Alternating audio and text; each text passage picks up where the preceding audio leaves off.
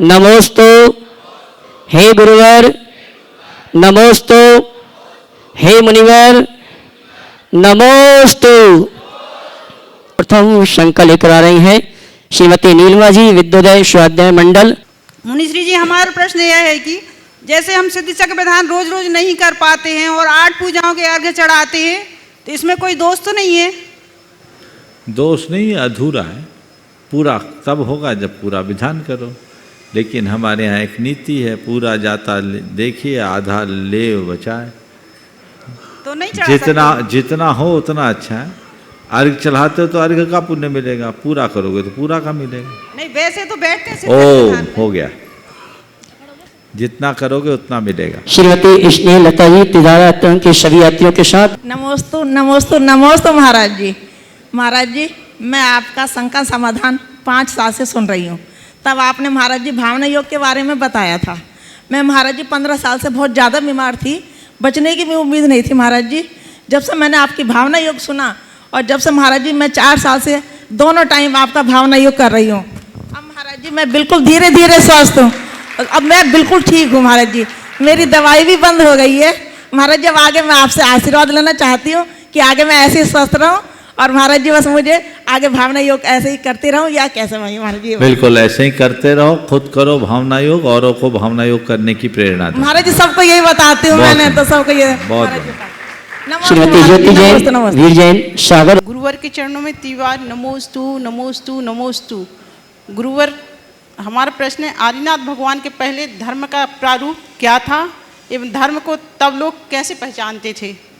भगवान ऋषभदेव के पूर्व इस धरती में क्रियात्मक धर्म नहीं था, वो भोग भूमि थी। उस समय चतुर्विध संघ का अभाव था, न मुनि थे, न आर्यका थे, न श्रावक थे, न श्राविका थे। भोग भूमि थी, नर नारी युगल रूप से जन्म लेते थे और पूरे जीवन भोग में लीन रहकर अंत में युगल संतान को जन्म देकर दिवंगत हो जाते। उस समय न परिवार था, न समाज था, न कुटुंब था। मनुष्य की समस्त आवश्यकताओं की पूर्ति उस समय होने वाले प्राकृतिक कल्प वृक्षों से हो जाती थी। ये व्यवस्था थी। धर्म तीज का प्रवर्तन भगवान ऋषभदेव ने किया। हाँ, पर धर्म नहीं था।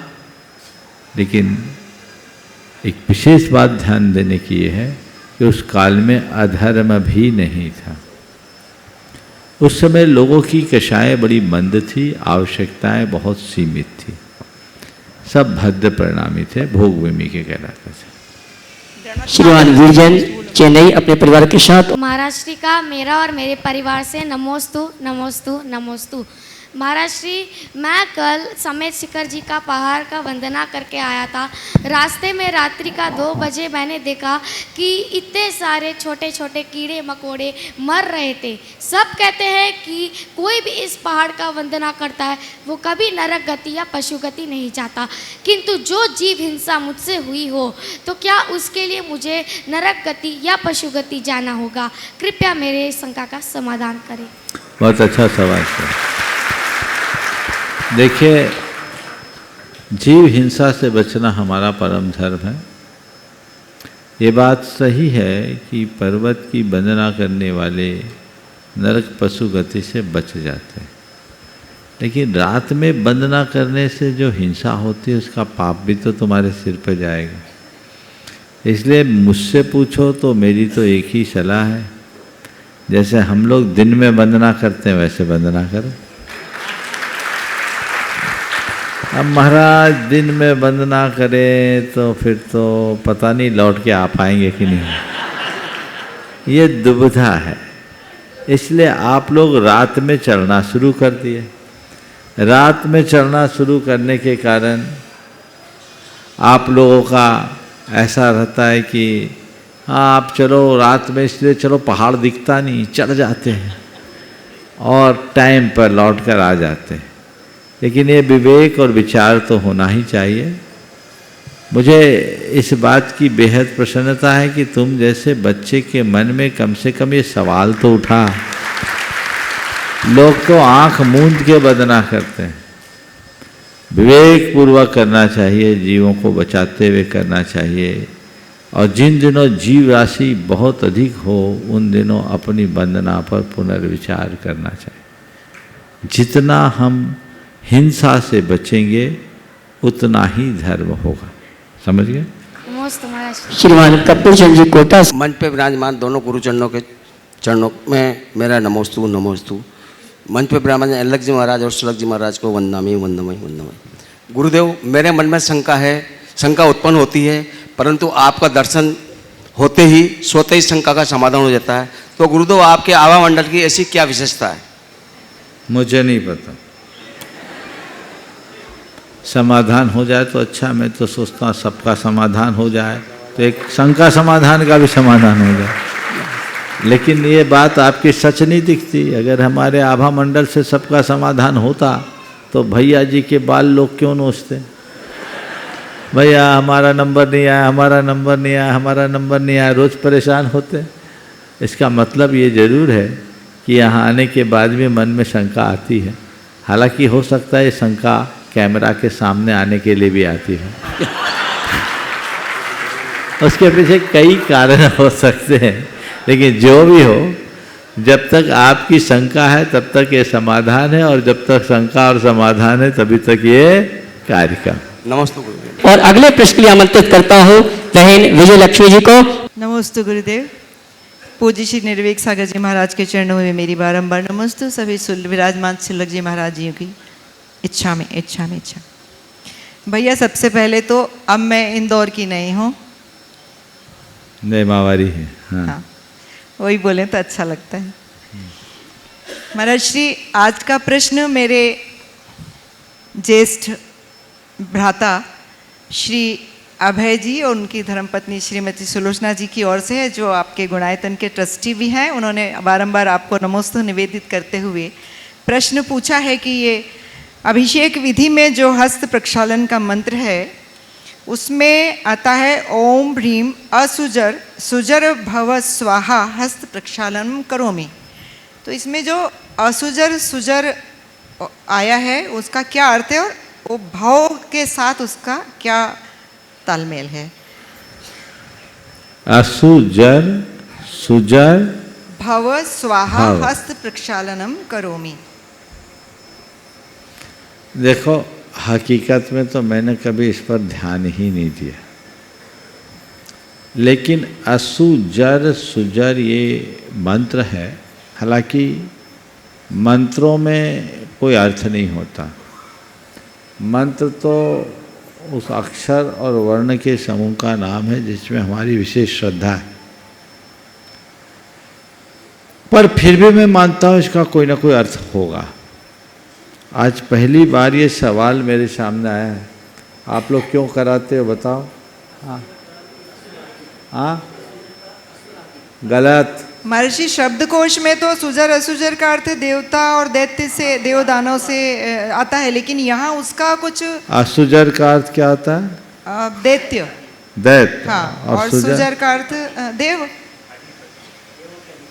अरे इसका अर्थ फिर तो देखो, सीधा सीधा अर्थ है। इस मंत्र में असुजर सुजर भव स्वाहा, इसका मतलब है जितने दैत्य हैं वो देवता हो जाए ऐसा स्वाहा, यानी नकारात्मकता सकारात्मकता में बदल जाए। हस्त प्रक्षालनम करो। अगर असुजर सुजर का अर्थ दैत्य और देवता है तो मैं निकाल रहा हूं, मैं अपने रेफरेंस से नहीं बोल रहा हूं। अर्थ अगर उल्टा होगा तो जिम्मेदार ये है। आप देख लीजिएगा एक बार, है ना? मैं इसलिए नहीं बोल रहा हूं क्योंकि मैंने देखा नहीं, कभी सोचा ही नहीं। लेकिन यदि असुजर और सुजर का अर्थ ये है जिसकी संभावना भी है, और ये कह रहे तो गलत नहीं कह रहे होंगे, सही होगी। तो अगर असुजर का अर्थ दैत्य है और सुजर का अर्थ देवता है तो इसका सीधा अर्थ बैठता है कि असुजर यानी दैत्य, सुजर भव यानी देवता हो जाओ, दैत्य देवता बन जाओ, यानी नकारात्मकता सकारात्मकता में परिणत हो जाए। हस्त प्रक्षालनम करो। मैं फिर भी मेरा निवेदन महर्षि, आप इसको एक बार देख करके समझ के बताइएगा, क्योंकि हस्त प्रक्षालन का तो जल से संबंध है। हस्त प्रक्षालन क्यों? जल से हाथ क्यों धो रहे हैं? सारा काम तो हाथ में करना, हाथ से ही करना, और हाथ में नकारात्मकता तो ये सुजर असुजर का कुछ हाँ। जल से तालमेल बैठना मैं चाहिए, तो मुझे बोल रहा ऐसा हूं, लगता है। मेरी और देखूंगा, अभी तो प्रश्न आया है, जरूर कुछ ना कुछ निकलेगा, लेकिन अभी बात मुझे संयुक्त ही दिख रही है कि क्रियाएं मुझे हाथ में करना, हाथ से करनी है, और हाथ में नकारात्मकता भरी रहेगी तो मैं अर्जित कैसे करूंगा? तो मुझे पुण्य उपार्जन करना है तो सबसे पहले मुझे दानव भाव को मिटाकर देव भाव जगाना है। इसलिए असुजर सुजर भाव स्वाहा, ऐसा अर्थ लगा। मेरा समाधान तो इससे हो जाएगा, लेकिन मेरे भैया का नहीं होगा। नहीं हो जाएगा, उसका भी दिमाग लगाएंगे। एक बार बहन जी का जोरदार करतल ध्वनि से अभिनंदन कर दो।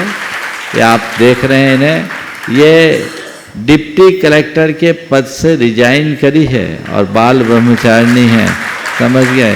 अपनी 10 साल की लगभग सर्विस शेष थी, अभी तो IAS अवार्ड हो जाता है इनको, संभवतया हो जाता है ना, हाँ, लेकिन इनका कहना है मैं उससे कहीं आगे हूँ। और वाकई में जो मोक्ष पथ का अनुरागी होता है उसके लिए बाकी सब बातें अर्थहीन हो जाती है। बहुत बहुत आशीर्वाद। आपकी तालियां और कब एक बजती बात हैं? और कहूँगा, कह दूँ, आज मुझे इनकी एक बहुत अच्छी बात लगी। पिछले दिन मैं बोलता हूँ और बहुत अच्छी बात है और सबको प्रेरणा है। सुनो सुनो सुनो, मैं क्या बोल रहा हूँ सुनो। पिछले दिन सुनो तो मैं एक अच्छी बात बोल रहा हूँ, मजा आपको अच्छा लगेगा। कि चर्चा आई प्रामाणिक समूह के द्वारा पुस्तक को प्रकाशित करने की। छोटी छोटी राशि कुछ लोग बोल रहे थे, मैंने बीच में इंटरप्ट कर दिया, रोक दिया कि ये छोटी छोटी राशि लोगे तो कैसे काम पूरा होगा। कम से कम 100 वाले को बोलो हमारे पास बड़े बड़े दातार। मैंने रोका। बहन जी के पास कई लोगों की बात आई, लोग तो मुझ तक नहीं पहुंचा पाए, हिम्मत नहीं कर पाए, लेकिन ये बहन जी आज मेरे पास आई और मुझसे जो बात कही वो मुझे विचार करने के लिए बाध्य कर दिया। उन्होंने कही कि महाराज जी, बड़े बड़े दातारों का आपने स्वीकार कर लिया, छोटे का स्वीकार नहीं होगा तो ये छोटे दातार बड़े कब बनेंगे। मुझे लगा बात मुझसे चूक हुई। मुझे ये कहना था कि अनाउंसमेंट छोटों का नहीं करो, बड़ों का करो। मेरा आशय ये था कि छोटे की जो एक रोज चालू हो जाती वही हो जाती, समय बहुत लग जाता। लेकिन आज मैं सबको आशीर्वाद देता हूँ, जितने छोटे रह गए थे वे भी अपना दे दो, पर मंच से घोषणा नहीं होगी, लाभ आपको मिल जाएगा, क्योंकि मंच की अपनी एक व्यवस्था है, समय की सीमाएं। लेकिन एक बात सही है, किसी भी अच्छे कार्य में छोटे और बड़े सबका सत्कार करना चाहिए और छोटों का विशेष सत्कार होना चाहिए, क्योंकि वही उन्हें बड़ा बनाएगा। ये मैंने आज लेसन लिया है और इसका सबको ध्यान रखना चाहिए। बहुत बहुत आशीर्वाद। ब्रह्मचारी दीपक भैया, आरोन। नमोस्तु गुरुवर, नमोस्तु गुरुवर, नमोस्तु गुरुवर। गुरुवर, मेरी शंका थोड़ी सी है।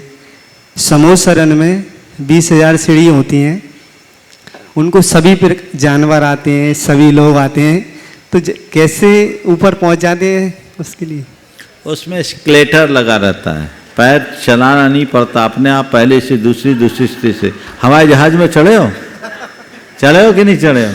हाँ, तो बस वही सिस्टम चलता है। चलिए, एस्केलेटर लगा होता है।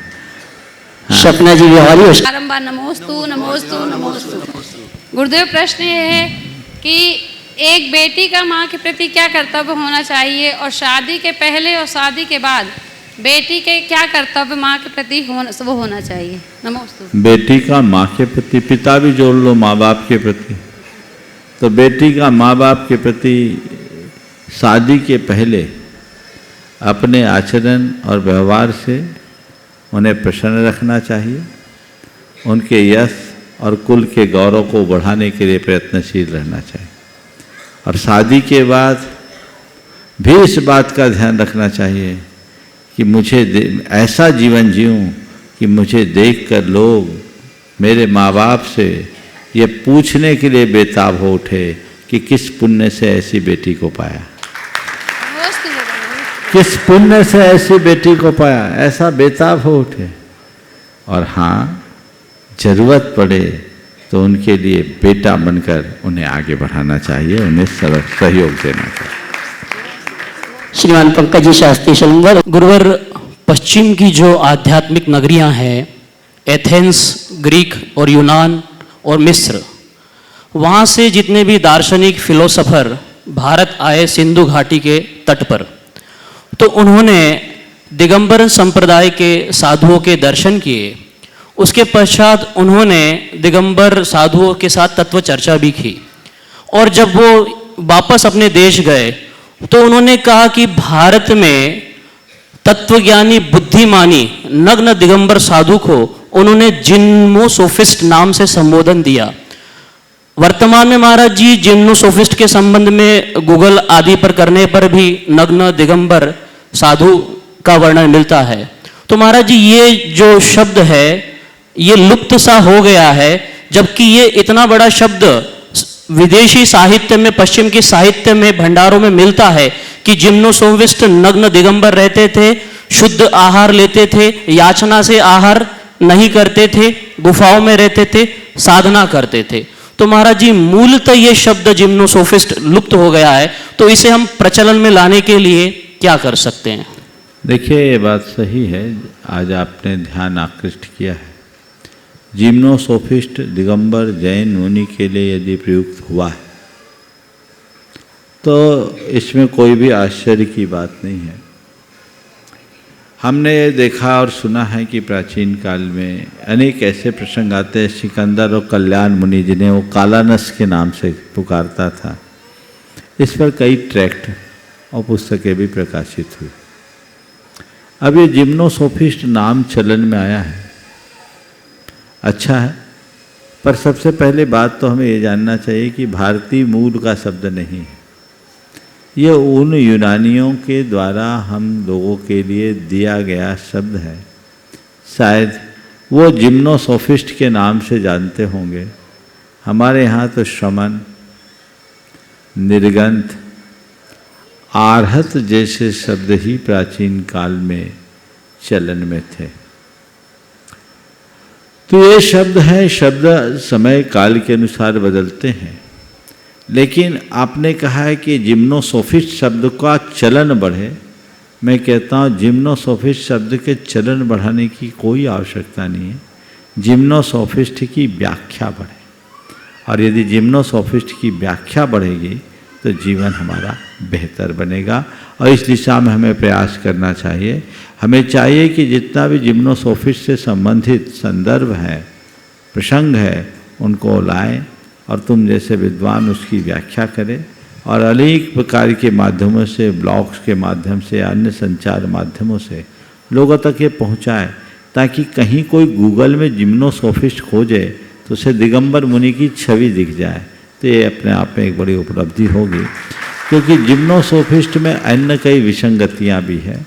मैंने ज़्यादा नहीं देखा, थोड़ी बहुत चीज़ें देखी जो तुम्ही लोगों के माध्यम से जानकारी में आई, पर इसमें अभी गहन शोध और विवेचना की आवश्यकता अपेक्षा है। अब पुनः मैं दोहराऊंगा, जिम्नोसोफिस्ट का प्रचार नहीं करना है। जो जिम्नोसोफिस्ट कहते हैं उन्हें दिगंबर मुनि की चर्या का बोध कराना है, ताकि ये मान सके, जान सके कि ये चर्या प्राचीन काल से चली आ रही थी। देश काल की परिस्थिति के कारण उधर वो ढल नहीं पाए और भारत में आज तक चल रहे। पूजा जी, आशीष जी, अजमेरा, इंदौर। नमस्ते गुरुदेव। मेरा प्रश्न यह है कि सभी 20 तीर्थंकर समेत शिखर जी से क्यों मोक्ष गए हैं? कहने का अर्थ यह है कि सभी की जन्मभूमि भारतवर्ष में अलग अलग स्थानों पर है, पर मोक्ष जाने का एक ही स्थान क्यों है, और इसी पर्वत से क्यों है? मतलब in India we have different kinds of mountains, जिसमें हिमालय वगैरह भी है, जिनका सिग्निफिकेंस काफ़ी ज़्यादा बताया गया है। देखो, ऐसा है, ये समेत शिखर है, इसे सिद्ध भूमि कहते हैं, और सिद्ध भूमि नहीं, शाश्वत सिद्ध भूमि। तो जो शाश्वत सिद्ध भूमि है वहाँ ध्यान लगाने की जरूरत नहीं पड़ती, अपने आप लग जाते। यहाँ की जो ऊर्जा है, यहाँ की जो पवित्रता है, वो असाधारण है, क्योंकि अनादि से अनंत आत्माओं ने यहाँ से निर्वाण प्राप्त किया।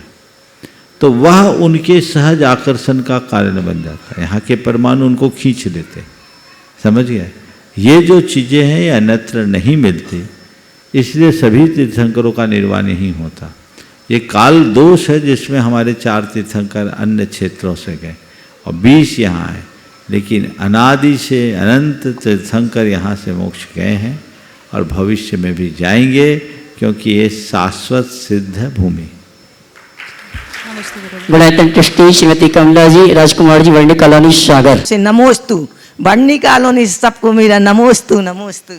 महाराज जी, मेरा प्रश्न है, मेरा ऐसा कौन सा कर्म का उदय है सबकी सेवा सबकी सहायता करने के बाद आलोचना मिलती है, तो मेरा समाज में बाहर सब लोगों का वात्सल्य मिलता है और रिश्ते के द्वारा बात सल नहीं मिलता, तो कौन सा कर्म का उदय है? एक ही बात है कि आपने अतीत में जिनने अच्छा काम किया उसकी आलोचना की होगी। इसका ये परिणाम है कि आज आप अच्छा काम कर रही हैं और आपको जस नहीं मिल रहा, आप जस मिल रहा है। हाँ, इसलिए हताश मत हो जी। एक ही बात सोचो, जब जस अच्छा करने के बाद अब जस मिल रहा है तो बुरा करते तो पता नहीं क्या मिलता। सही बात है। इसलिए मुझे और अच्छा करना है, और अच्छा करना, और अच्छा करना है, और दूसरा अच्छा करे उसको अच्छा कहना, उसकी अनुमोदना करना। नमोस्तु महाराज जी, नमोस्तु महाराज जी। और चलते हैं शंका समाधान के कार्यक्रम में। अगली शंका के लिए निवेदन करूंगा मंच पर विराजमान मुनिवर निर्वेक सागर जी महाराज के श्री चरणों में आप सभी की ओर से नमन करते हुए, मनुष्य को नमस्तु करते हुए, आचार्य महाराज एक ऐसे संत हैं जिन्होंने आगम का अध्ययन किया और समाज के लिए बहुत कुछ प्रदान किया, और समाज भी उनके पास बहुत से भक्तगण पहुँचते हैं बहुत कुछ आशा लेकर के कि गुरुजी हमारे लिए पूरी तरह क्लियर कट समाधान करेंगे। निवेदन करते हैं गुरुजी आप हमारे यहाँ पर आइए, हमारे कार्यक्रम में सहयोगी बनिए। तो आचार्य श्री प्रायः 2 शब्द कहते हैं, देखो और विशुद्धि बढ़ाओ। अब सामान्य श्रावक देखो और विशुद्धि बढ़ाओ का तो समझ नहीं पाता, और आज तक इसका अर्थ कोई भी समझ नहीं पाया। तो वास्तव में देखो और विशुद्धि बढ़ाओ ये शब्द 2 शब्दों में क्या रहस्य छुपा हुआ है, और आचार्य इन शब्दों के माध्यम से अपने व्यक्तित्व को या अपने व्रतों को किस तरह निर्दोष पालन करते हैं, कृपया समझाने की कृपा करें। नमस्ते। देखो और विशुद्धि बढ़ाओ। विशुद्धि बढ़ाओ भी वो बाद में ही बोलते हैं, प्रायः देखो ही कहते हैं। जब गुरुदेव से कहा कि आप ये देखो शब्द का प्रयोग क्यों करते हैं, तो उन्होंने एक बहुत अच्छी बात कही कि अनिश्चय की दशा में निश्चय की भाषा का प्रयोग नहीं करना चाहिए। अनिश्चय की दशा में निश्चय की भाषा का प्रयोग नहीं करना चाहिए। हम अभी जो कुछ अनिश्चित है उसको हम निश्चित के रूप में कैसे कहें? हमने हाँ कह दिया और कहीं नहीं कर पाए तो उसे संशोधित करने की स्थिति आ सकती है। इसलिए जो निश्चित है उसको निश्चित कहो और जो अनिश्चित है उसको अनिश्चित कहो। देखो कहने में बचाव, ना हाँ है ना है। ना कर दूं तो आपका दिल दुखेगा, हाँ कर दूं ना हो तो हमारे वचन भंग होंगे। तो बीच का रास्ता है, तुम भी मजे में रहो हम भी मजे में। देखो हाँ ना, हाँ कहूँ तो ना है और ना कहूँ तो हाँ है, कहूँ तो नहीं समझो, नहीं कहूँ तो हाँ, और हाँ और ना के बीच में जो कुछ है सो है। देखो देखो जानो, देखो जानो, उसमें काम हो जाएगा। ओ और आइए चलते हैं शंका समाधान के कार्यक्रम में। अगली शंका लेकर आ रहे हैं हमारे जैन समाज के गौरव, राष्ट्रीय अल्पसंख्यक आयोग भारत सरकार में जो जैन समाज का प्रतिनिधित्व करते हैं, श्रीमान धन्य कुमार जी जिनप्पा जी गुंडे, वेलगांव। महाराज नमस्ते महाराज। आज तक तो मैं एक विद्यार्थी हूँ, इधर मैं आया था सुनने के लिए आया था। वैसे रिलीजियस फील्ड में हाँ। मुझे ज़्यादा कुछ मालूम भी नहीं है। मैं तो अभी लोअर केजी का विद्यार्थी हूँ इसमें। फिर मैंने एक जो कुछ देखता हूँ उससे मुझे ऐसा लग रहा है अभी हमारे जैन समाज में अभी जो डिविजन्स हो गए, श्वेतांबर, दिगंबर, 13पंथी, 20पंथी, होना तो नहीं चाहिए था, हो गए। फिर भी उनका जो इतिहास जो है, तीर्थंकर तो 24 है, महावीर एक है, उनके लिए भी हम एक है, हमारे लिए भी एक है। लेकिन महावीर का जो इतिहास है, उनका स्टेटस, पर्सनल स्टेटस, एक पंथ बोलते हैं कि वो महावीर बाल ब्रह्मचारी थे और दूसरे बोलते हैं कि महावीर शादीशुदा थे। वो थोड़ा स्टूडेंट जो लेवल में हमारे यहाँ भी थोड़ा गड़बड़ाहट हो रही है, कन्फ्यूजन होता है, कन्फ्यूजन हाँ। हो रहा है। सो देखिए, ये रीज़न क्या होगा ऐसा होने के लिए? देखिए, सबसे पहली बात तो मैं ये कहूँगा गुंडे साहब, ये एक स्वाभाविक प्रक्रिया है। कोई पेड़ उगता है तो जैसे जैसे पेड़ बढ़ता है उसके ब्रांचेज भी बढ़ते जाते हैं और सब ब्रांच अलग अलग होते हैं लेकिन जुड़े एक पेड़ से रहते हैं। तो ये हमारे जितने भी सेक्ट हैं ये जैन धर्म के पेड़ की शाखाएं हैं और जितनी चाहे जितनी शाखाएं हों उससे कोई फर्क नहीं पड़ता, लेकिन सब की जड़ एक है ये समझ होनी चाहिए। सबका मूल एक है, हम जैनत्व की जड़ से जुड़े रहे। आज के संदर्भ में सभी से मैं ये कहूँगा कि कुछ भी हो जाए, तुम्हारी जो मान्यताएं, जो आस्थाएं, जो विश्वास और परंपराएं हैं उन्हें अपनाओ, लेकिन ये सब मंदिर के भीतर, पूजा स्थल के भीतर, उपाश्रय के भीतर। बाहर निकले तो हम सब जैन हैं, बस ये सोच लेकर। यदि ये सोच विकसित हो जाती है तो कहीं कोई कठिनाई नहीं। आस्थाएं नहीं बदली जा सकती, पर हम अपने जड़ को एक जरूर रख सकते हैं, जड़ से जुड़ जरूर रख सकते हैं। और है तो जैन की शाखाएं, सब हमारे ही भाई। अब रहा सवाल भगवान महावीर के विवाह करने और न करने का, तो हम तो एक बात जानते हैं, भगवान, हम महावीर भगवान को पूछते हैं, उनके विवाह और अविवाह से हमारा कोई लेना देना नहीं है। भगवान महावीर के महावीर होने में उनके विवाह करने और न करने से कोई फर्क नहीं पड़ता। अगर वो बाल ब्रह्मचारी थे तो भी हमारे लिए महावीर हैं और अविवाहित थे तो भी हमारे लिए महावीर हैं। हम तो निर्ग्रंथ महावीर को पूछते हैं जो इन सब से ऊपर उठे हुए, इसलिए हम उसी निर्ग्रंथ की उपासना करते हुए जीवन को आगे बढ़ाएं। इन सब चीज़ों में उलझे नहीं। जो परंपरा से जिसे जो ज्ञान मिला उनने वैसा लिख दिया। अगर कोई कहता है कि उनने विवाह किया और कोई कहते हैं नहीं किया, झगड़ा क्यों करते हो भैया? किया हो तो कर लेने दो, 19 ने किए 20 ने कर लिए, क्या फर्क पड़ता है? और नहीं किए तो तुम्हें क्या फर्क पड़ता है? एक ने नहीं किए तो नहीं किए, जैसे 4 वैसे 5। झगड़ने का क्या काम? महावीर के विवाह से तुम्हें प्रयोजन है कि महावीर के मार्ग से प्रयोजन है? और भगवान महावीर ने ये तो नहीं कहा कि जिसने विवाह कर दिया उसका जीवन बर्बाद। ऐसा कहा क्या? गलत सोच है। 24 में से 19 ने विवाह किया, 5 ही अपवाद स्वरूप फंस गए। क्यों? एक बात मैं और कहता हूं आप लोगों से, मैं कभी नहीं कहता कि सब बाल ब्रह्मचारी बनो, क्योंकि जिस दिन सब के सब बाल ब्रह्मचारी हो जाएंगे संतति वहीं रुक जाएगी, और संतति रुकेगी तो संस्कृति भी थम जाएगी। इसलिए इस संस्कृति का प्रवाह कब आगे बढ़ेगा? जब आप लोग अपनी परंपरा को आगे बढ़ाते रहोगे। शायद इसीलिए तीर्थंकर भगवंतों ने विवाह किया कि हम विवाह करेंगे तो पीछे वाले करेंगे। हम नहीं करेंगे तो पीछे वाले भी नहीं करेंगे। नेमिनाथ, पार्श्वनाथ और महावीर भगवान ने तीन ने ऐसी परंपरा चला दी कि आजकल बाल ब्रह्मचारी ज़्यादा और गृहस्थ कम मिलते हैं। तो ये चीज़ें रुकेगी।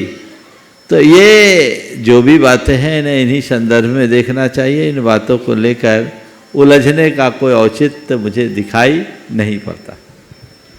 बहन सुनीता दीदी भाषा।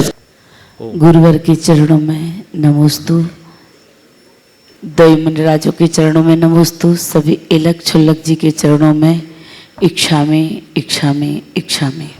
महाराज जी, हमारा ये है कि अगर हम औषधि दान देते हैं तो औषधि दान देने से हम मनुष्य गति के जीव, त्र्यंच गति के जीव, अगर ये त्र्यंचों में जैसे कुत्ता बकरी आदि को खाते हैं या इनको घायल करते हैं, ये हैं तो जन्म से मांसाहारी, तो फिर इनको औषधि दान देने का, कबूतरों को औषधि दान देने का हमारा दया धर्म पलेगा इससे क्या? आप मारने के लिए दे रहे हो कि बचाने के लिए दे रहे हो? लेकिन है तो जीवों की रक्षा करना धर्म है। हाँ, लेकिन जिस कार्य में रक्षा में हिंसा नहीं होनी चाहिए, इस बात का ध्यान रखें। हिंसा से रक्षा। ओम। लेकिन है तो ये सब क्या मांसाहारी जीव, तो मांसाहारी और शाकाहारी नहीं देखे जाते। जीव या कबूतर मांसाहारी नहीं है। नहीं, क्रूर प्राणियों को पालने का निषेध किया है, लेकिन दीन दुखी जीवों पे मेरे ओर से करना स्रोत बहे, करना बुद्धि से, ऐसा कार्य करने में कोई दोष नहीं। श्रीमान विकर्जी शास्त्री। पूज्य मुनिवर के चरणों में कोटि कोटि नमोस्तु। मंचासीन सभी एलक जी, छुल्लक जी महाराजों के चरणों में कोटि कोटि नमोस्तु।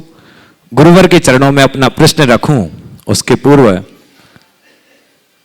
गुरुवर के चरणों में कुछ पंक्तियां। पथ के प्रदर्शक, आत्मा के दर्शक, चारित्र है आकर्षक, जिन शासन प्रवर्तक। गुरुवर आप ही ध्येय हैं, आप मेरे पाथेय हैं, आप श्रद्धा के केंद्र हैं, आप लगते जिनेंद्र हैं, आप मोक्ष मार्ग के नेता हैं, आप इंद्रियों के जेता हैं। हे गुरुवर, आप संयम के हिमालय हैं, हमें तो लगता है कि आप चलते फिरते एक विद्यालय हैं।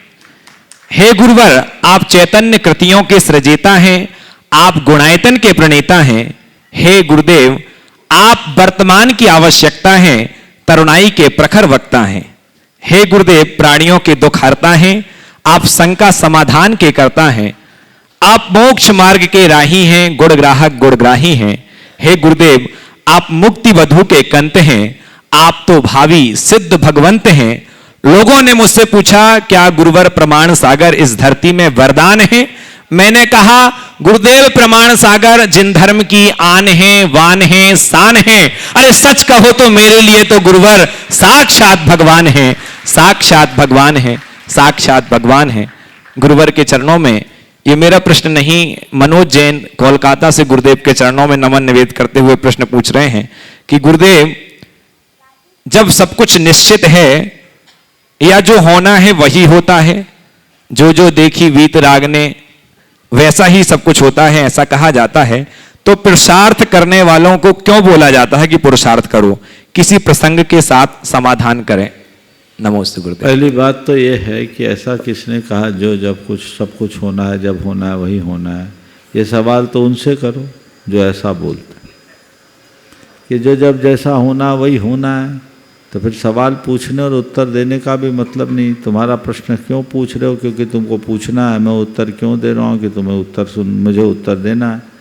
तुम्हें नहीं समझना है, मुझे नहीं समझाने का प्रयत्न करना है। कोई चोर चोरी कर रहा है तो उसको कुछ दोष देने से कोई आवश्यकता नहीं, वो तो चोरी करेगा ही। और किसी की चोरी हो रही है तो ये भी होना ही है। कोई अच्छा कर रहा है तो भी होना ही है, बुरा कर रहा है तो भी होना ही है। एक ही सवाल, एक ही उत्तर। ऐसा क्यों? क्योंकि होना है। और ऐसा क्यों नहीं? क्योंकि ऐसा नहीं होना है। ऐसा जैन दर्शन में कहीं भी नहीं है। एक युवक मेरे पास आया, करीब 10 दिन से था। उसके पिताजी नहीं थे, माँ थी, माँ शिक्षिका थी। महीना लगा माँ ने उसे घर का सामान लेने के लिए पैसे दिए और वो पैसे लेके रफू चक्कर हो गया। 10 दिन से मेरे पास था। 10वें दिन जब उसके घर से लोगों को पता लगा, मेरे पास समाचार आया कि इसकी माँ इसके पीछे परेशान हो रही है, बिना सूचना दिए यहाँ है। मैंने उससे कहा, भैया तू यहाँ क्यों आए? तू अपनी माँ को सूचना देकर क्यों नहीं आया? बोले मैं अपनी माँ को कुछ शिक्षा देना चाहता था। बोले क्या? बोले मेरी माँ हमेशा एक ही बात रटती है कि जो जो होना है वही सब होता है। जो जो देखी बीत रागना सो सो होशी बीरा रे। तो बोले मैं महाराज माँ को सीख देना चाहूँ। क्या सीख देना चाहते हैं? बोला महाराज जी मैं इसीलिए यहाँ माँ को बिना बुलाए आया हूँ और अभी मैं जाऊँगा माँ के पास, 2 दिन बाद जाऊँगा। 2 दिन बाद गया। माँ ने पूछा कहाँ गया था? बोले जहाँ भगवान के ज्ञान में झलका था। बोले घर का सामान क्यों नहीं लाया? बोले यही भगवान के ज्ञान में झलका था। अब पूरा महीना निकल गया, सारा पैसा कहाँ कर दिया? बोले जहाँ भगवान ने देखा था। कोई पूछे माँ कहे ये सब क्यों वाला? जो भगवान के ज्ञान में यही था, भगवान के ज्ञान में यही था, भगवान के ज्ञान में यही था। माँ बहुत जोर से झल्लाई। तो माँ ने कहा तू मुझे परेशान क्यों कर रहा है? बोले यही भगवान के ज्ञान में झलका। मैं क्या करूं? 2 दिन तक वो एक ही उत्तर दिया कि ये सब क्यों हो रहा है? भगवान के ज्ञान में ये झलका है। तीसरे दिन माँ की मति फिर गई और उसने कहा ठीक है अब भगवान के ज्ञान में सही झलक गया। इसलिए इन बातों में बिल्कुल पढ़ने की जरूरत नहीं है। हमारे तीर्थंकर भगवंतों ने कहीं ऐसा उपदेश नहीं दिया कि जो जब जैसा होना है सब मेरे ज्ञान में झलक रहा है, तू चिंता मत कर, तू हाथ पर हाथ धर के बैठ जा। ऐसा तो नहीं है। ऐसे लोगों के लिए टोडरमल जी ने एक बहुत अच्छी फटकार लगाई। वहाँ उनने कहा कि जब तेरा यहू श्रद्धान है, माने जब जैसा होनहार होगा, तो उस प्रसंग में उनने आगे लिखा कि जब तेरा यहू श्रद्धान है तो तू किछु भी कार्यनि का उद्यम मत कर। जब तेरा ऐसा ही श्रद्धान है तो तू कोई काम करने का उद्यम मत कर। जब तेरा यहू श्रद्धान है तो तू किछु भी कार्यनि का उद्यम मत कर। तू खान पान व्यापार आदि में तो उद्यम करे और यहाँ होनहार बतावे है सो जानिए हैं तेरा साचा श्रद्धान यहाँ है नाही, झूठी माना दिखते बातें बनावे। कि भैया तेरा ये विश्वास है तो कोई काम का उद्यम मत कर, हाथ में हाथ धर के बैठ जा, दुकान में बैठ, जो जो देखी भीत राग न, कहाँ का आए, सामान उठाए तो ठीक, पेमेंट दे तो ठीक, न दे तो ठीक, जितना लेना है ले ले, जितना देना है दे दे। भोजन के लिए बैठ गए, सामने वाला परोस दिया तो ठीक, ना परोसा तो ठीक, मनोनुकूल है तो ठीक, ना है तो ठीक, करो। तो तू खान पान व्यापार आदि में तो उद्यम करे और धर्म के दरबार में होनहार बतावे, यहाँ होनहार बतावे, तो तेरा साचा श्रद्धान यहाँ है नहीं, झूठी माना दिखते बातें बनावे हैं। ऐसे बातें बनाने वालों से अपना समय बर्बाद करने का कोई औचित्य नहीं है। भगवान ने ये नहीं कहा कि जो कुछ होना है मेरे ज्ञान में है। भगवान ने अपने उपदेश में यही कहा कि अपना कल्याण करना चाहता है तो श्रामण्य को अंगीकार कर। परिवज्जन सामन्यम यदि इच्छति दुख परिमुखम। शीघ्र सामान्य को अंगीकार कर यदि तू दुखों से मुक्त होना चाहता है। रत्नत्रय को अंगीकार कर तभी तो भव पार हो सकेगा। भव सागर से पार उतरने का और कोई रास्ता नहीं है, ये भगवान ने ही तो कहा है। तो हम भगवान की सुने कि उनकी सुने, उन्हीं से पूछो।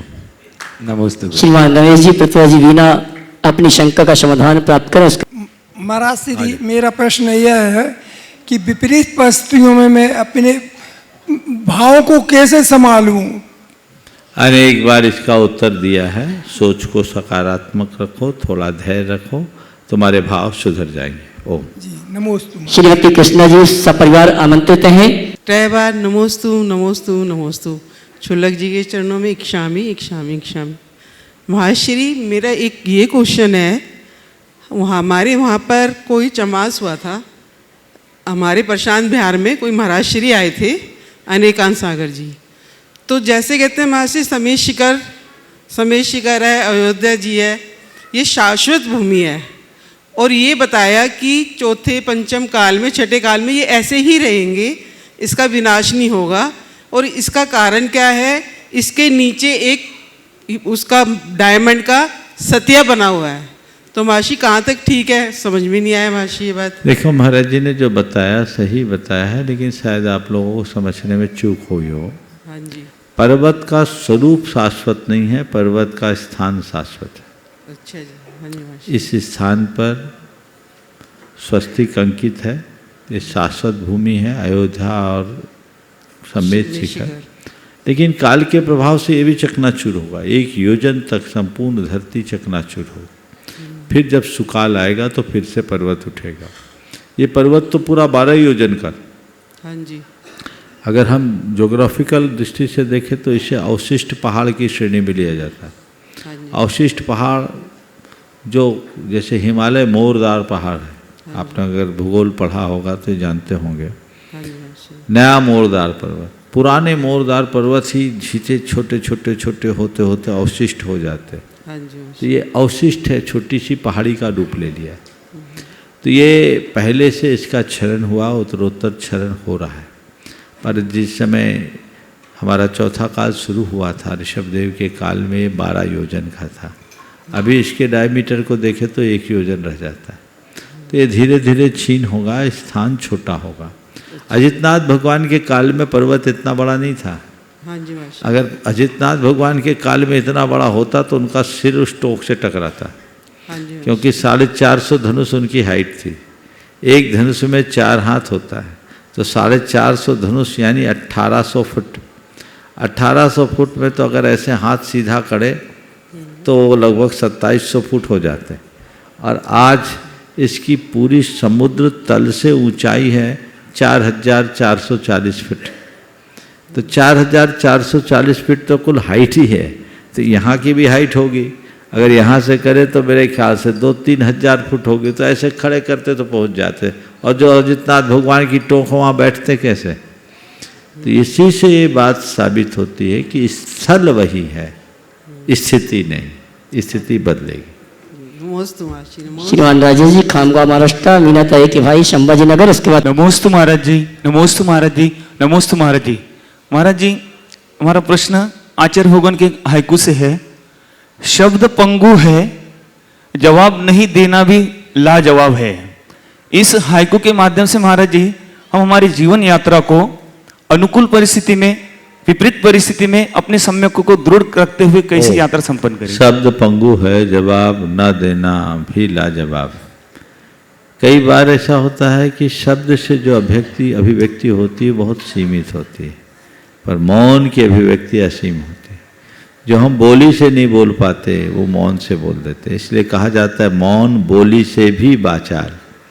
इसलिए गुरुदेव ने मौन की शक्ति को यहाँ दर्शाते हुए कहा है कि शब्द पंगु है, जवाब न देना भी लाजवाब है। कई बार कई चीज़ों में जवाब न देना भी बड़ा जवाब हो जाता है। हम मौन की शक्ति को पहचाने और उसे अपनी साधना का अंग बनाए। नमोस्तु महाराज। पद्मा जी, प्रिया जी, प्रशांत जी, मैंगलोर कर्नाटका। नमोस्तु महाराज जी, नमोस्तु महाराज जी, नमोस्तु महाराज जी। हम लोग कर्नाटक से आए। सब लोग एक साथ खड़े हो जाओ जितने। हाँ, आपका आशीर्वाद चाहिए। और मेरा शंका है कि मैं प्रोफेशन में डॉक्टर हूँ, सो मुझे धर्म करने के लिए टाइम नहीं मिलता। मुझे मन है करने का, वो प्रोफेशन ऐसा, मैं डॉक्टर जैसा वो काम में कैसा धर्म कर सकता है। मेरा हिंदी देखिए, आप डॉक्टर हैं, मैं सभी से कहता हूँ आपके इस माध्यम से, धर्म का मतलब ये नहीं कि जो रिचुअल्स है वही धर्म है। ये अवधारणा बदल देनी चाहिए। हमें प्रोफेशन रिलेटेड धर्म का भी पालन करना चाहिए। आप एक डॉक्टर हैं ना, तो डॉक्टर होते हुए अगर लोगों का उपकार सेवा का कार्य करते हैं, लोगों को अहिंसा शाकाहार के लिए प्रवर्तित करते हैं और गलत तरीके से इलाज करने से बचते हैं, तो ये भी आपका एक धर्म ही है। जो जिस क्षेत्र में रहे वो अपना प्रोफेशन रिलेटेड धर्म करे। रिचुअल्स तो अपनी धार्मिक भावनाओं को उभारने का एक साधन मात्र है। मूलतः धर्म हमारे विचार और व्यवहार के शुद्धि का नाम है। यदि वो नहीं है तो हमारे पूजा पाठ का कोई अर्थ और औचित्य नहीं है। इसलिए इस बात को बहुत गहराई से समझना चाहिए। जो लोग धार्मिक क्रियाएं बढ़ चढ़ के करते हैं वो अपने आप को धर्मी मानने का भ्रम न रखें, और जो लोग किन्हीं कारणों से धार्मिक क्रियाओं में पीछे रह जाते हैं वो अपने मन में हीनता मत लाए। निष्ठा पक्की होनी चाहिए, श्रद्धा पक्की होनी चाहिए, भाव और विचार अच्छे होने चाहिए। हाँ, अनुकूलता के अनुसार धार्मिक क्रियाओं में पीछे नहीं होना चाहिए, पर केवल धार्मिक क्रियाओं में रूढ़ या मुग्ध भी नहीं होना चाहिए। ये दोनों चीज़ें हम साथ में जोड़ करके चले, अंदर सामंजस्य बना रहे तो जीवन अच्छा बनेगा। तो मैं आपके माध्यम से आप जैसे सभी प्रोफेशनल्स को ये संदेश देना चाहूँगा कि प्रोफेशन रिलेटेड धर्म भी एक बहुत बड़ी बात है, और सबका पहला धर्म अधर्म से बचना। रोज नहीं कर सकती, जिस दिन छुट्टी हो उस दिन 24 घंटे में ऐसा कुछ अपने आप को रिचार्ज कर लो कि सप्ताह भर की खुराक मिल जाए। और आपको पूजा पाठ करने का समय नहीं मिलता। आप अगर डॉक्टर हो, पेशेंट को देखती हो, ओपीडी में बैठते हो, तो पहले भगवान का नाम ले लो, नमोकार जप लो। यदि आप सर्जन हो, सर्जरी कर रही हो, तो सर्जरी की क्रिया करो और नमोकार जपते रहो। आपका धर्म हो गया। देश काल की सीमाएं बाधक नहीं होती, दुर्बलता बनती है हमारे मन की निष्ठा की कमी। तो निष्ठा मजबूत बनाइए, ऐसे ही लगे रहिए और समय समय पर अपनी बैटरी को फुल चार्ज कर लीजिए, रास्ता प्रशस्त होगा। सभी को आशीर्वाद यहीं पर विराम। बोलिए परम पूज्य आचार्य गुरुवर श्री विद्यासागर जी। जय जय जय।